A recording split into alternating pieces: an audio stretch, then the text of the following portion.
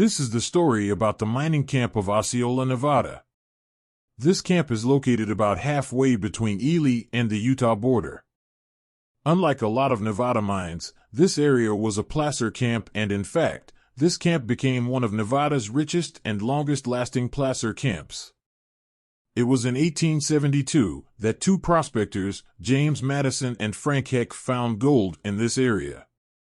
These two prospectors staked over 100 claims in this quartz-veined area, but in the end they never did anything with them, as the gold values just weren't high enough to turn a profit and the claims were abandoned. Then in 1877, a prospector by the name of John Versan came through the area and started looking for alluvial gold between a couple of gulches and struck it rich. In a very short order there were over 300 mining claims staked up, and once word got out, there was a stampede to this area. Within 5 years, by 1882, the town of Osceola had a population of more than 1,500 people. The town had several stores, a butcher, a blacksmith shop, a restaurant, and a couple of stages running regularly toward. The ground between these two gulches was super rich with really coarse gold and big nuggets. One day miners plucked out a 24-pound gold nugget right out of the ground. That nugget would be worth around $250,000 today. But the only thing that was hampering the mining growth here was water. Alluvial mining needs water, and the more water the better. And there was little to be had here to have a large mining operation running. Then in 1884, it was decided to dig some ditches from several small creeks on the west side of the mountain range and drain all the water into a newly dug ditch and have that water run to where it was needed. So a 16-mile ditch, known as the West Ditch, was dug on the west side of the Snake Range, and water was drained to their mining operations. However, this proved to produce too little water, as they could only mine for a few hours each day, so another ditch had to be planned out.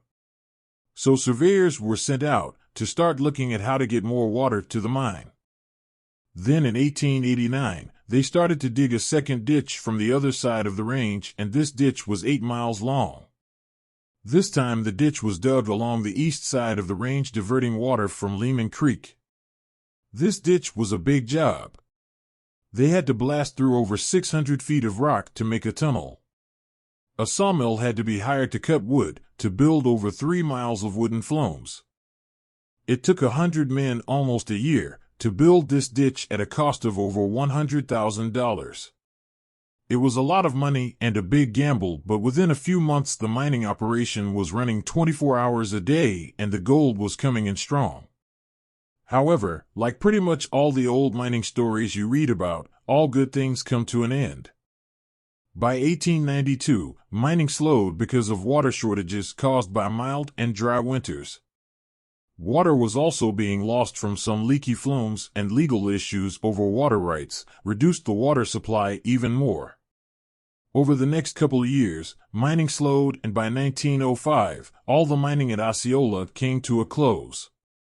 From 1936 to 1942, different miners have gone in and tried a bit of mining along with mining the tailings from the old-timers. This area, however, produced well over $3.5 million worth of gold during its time in operation. I hope you enjoyed this short story about the old Osceola mining camp.